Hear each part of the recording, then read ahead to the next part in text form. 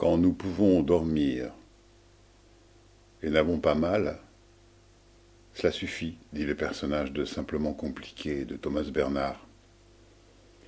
Aller facilement à la selle, ne pas éprouver de douleurs trop envahissantes, sont les jouissances par défaut de l'homme âgé. Les moindres muscles, tendons, articulations, deviennent en vieillissant une source inépuisable de maux et leur soulagement, même provisoire, est un bonheur. De même, celui qui arpente jusqu'à l'épuisement la ville qu'il s'est contraint à visiter jouit de s'asseoir sur le moindre banc ou marche d'église.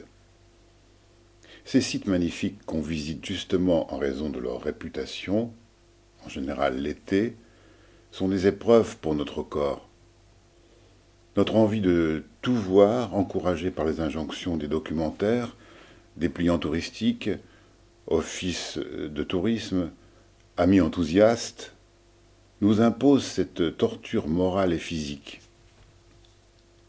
Marcel Proust, dans Du côté de chez Swann, écrit « Comme ceux qui partent en voyage pour voir de leurs yeux une cité désirée, s'imaginent qu'on peut goûter dans une réalité le charme du songe. » Mais le plaisir vient tout de même quand, après avoir payé sa dîme à la curiosité organisée, on s'écroule sur ce banc ou cette marche improbable. Et pour que le plaisir soit total, il faut que cette pause ait lieu dans un endroit pas trop éloigné du site vanté que l'on vient de visiter. On peut enfin s'abandonner à ce néant qui est le cadeau de l'épuisement. Une fois assis, on ne feuillette pas le guide que l'on a posé tout près de soi. Si on est à la terrasse d'un café, on avale d'un trait un grand verre d'eau glacée en gardant de côté le café commandé. On le laissera refroidir, comme si sa seule raison d'être, avait été d'avoir réservé la place. Les souvenirs les plus intenses dans les voyages, ce sont les haltes qu'on improvise dans la même urgence qu'un avion en difficulté qui cherche l'aérodrome de secours le plus proche pour y atterrir. Je me souviens d'un parapet bordant un petit canal loin de la place Saint-Marc à Venise, sur lequel je suis resté longtemps assis de biais, comme on se tient en Amazone sur un cheval. J'ai vu passer un livreur qui portait des pizzas en équilibre sur sa tête. Je me souviens de ce coin écarté avec l'eau du canal croupissante, avec ses détritus et ses clapotis insignifiants. Et je me rappelle plus précisément que du pont des Soupirs. Le bas des maisons était teint en vert à cause d'algues microscopiques qui se développaient dans l'eau stagnante. Ma fatigue m'empêchait de fuir. J'ai chéri ce coin d'ombre dans lequel je me lovais et que j'aurais pu découper comme un gros gâteau. Ces haltes, on les appelle souvent pauses, exactement comme si on arrêtait le défilement d'un magnétoscope. Le vrai film commence pourtant à cette pause. C'est dans ce moment d'hébétude, alourdi par la fatigue, que j'avais conscience que j'étais à Venise. Louis Jouvet, qui devait jouer pour la première fois à Florence, sitôt arrivé à la gare, s'était fait conduire au théâtre. Il était entré sur le plateau, juste éclairé par la lumière de la servante. Il avait deviné les cintres dans l'obscurité, la salle, les coulisses sans les voir, et il s'était écrié « Enfin Florence !» Mais si je peux mieux les connaître, les villes, pays et sites remarquables en restant chez moi, à regarder confortablement des documentaires, photos, guides, cartes et livres de voyage, cette connaissance ne remplacera jamais le fait de s'y rendre, comme on dit, physiquement.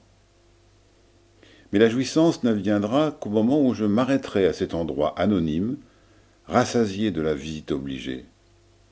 Là, j'attendrai que le décor vienne se coucher à mes pieds comme le font les chiens affectueux qui posent leurs deux pattes avant sur votre chaussure pour vous obliger à rester un peu plus longtemps.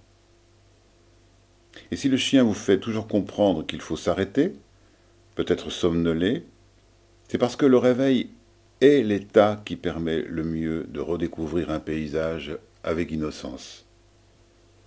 Christian, un ami comédien, avant de jouer dans un nouveau théâtre, voulait toujours y dormir. Il s'installait la veille sur la scène avec un sac de couchage. Ce n'était pas pour y dormir, mais pour s'y réveiller. Et si les trains tiennent une grande place dans mon imaginaire, c'est précisément parce que je m'y suis souvent réveillé après m'y être endormi. Même si le réveil s'avère brutal à l'instant de cette gifle qu'un train donne à un autre train en le croisant à grande vitesse, il est toujours ce moment de retour à la vie qui simule la naissance et la découverte du monde.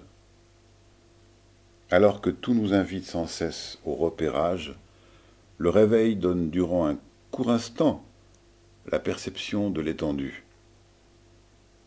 Lors de ces arrêts en voiture, la nuit, sur ces bords de route où l'on somnole un moment, le silence de la voiture après les heures de ronronnement du moteur, ce bout de nature choisi au hasard, les restes de pique-nique au sol, le passage de chaque voiture ou camion sur la route toute proche, restent dans la mémoire comme des espaces de vie en dehors de la vie, une sorte de visite fugitive dans un au-delà ou un en-deçà.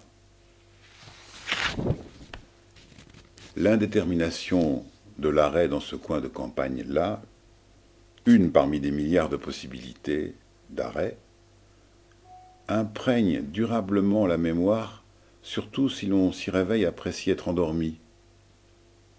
Ce coin de forêt impénétrable devant la voiture, je n'y entrerai pas, j'en effleurerai juste le bord pour y pisser, en me cachant de la route. Tous les arbres sombres qui le composent s'ajouteront alors au fond onirique que je transporte avec moi depuis l'enfance comme un patrimoine de l'enfoui.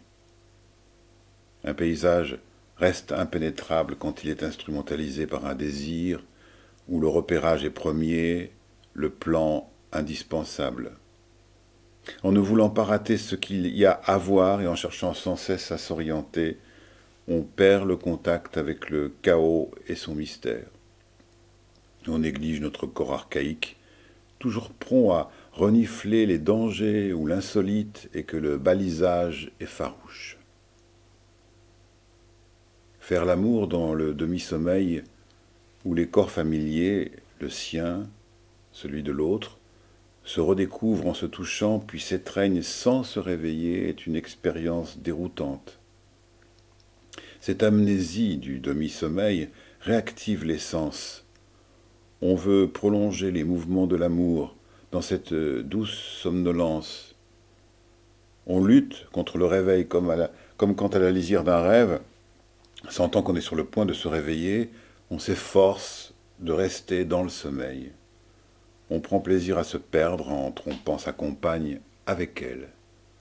On redevient un être à l'identité flottante dans le noir de la grotte préhistorique.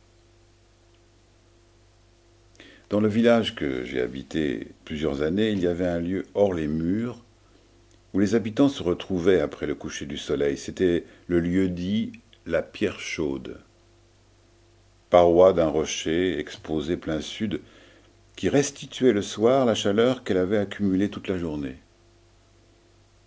Sensibles à ce tropisme, les villageois s'y retrouvaient pour discuter. En automne, cela leur permettait de palabrer très tard et de ne pas attraper froid sans avoir besoin de se couvrir. Ces villageois, dans leur sagesse, savaient bien que mettre un vêtement au milieu d'une conversation crée une rupture qui fragilise une parole se nourrissant de la douce langueur du soir qui descend. Même si après s'être couvert, on peut toujours reprendre une conversation interrompue, on le fait alors trop volontairement. Le fil d'Ariane est rompu. On finit par partir et se quitter, même si on aurait eu envie de rester encore un peu.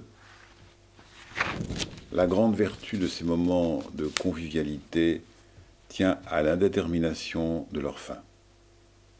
On est resté ensemble à parler des heures, mais en pensant qu'à chaque minute on était sur le point de partir. Je me souviens de cette amie, venue de Nantes, que j'avais rejointe à Paris. On s'installa dans un café en face de la gare Montparnasse. La première fois que je regardai ma montre, c'était à notre arrivée. Il était 2 heures de l'après-midi. La deuxième fois que je la regardai, il était 6h30. Nous parlions encore.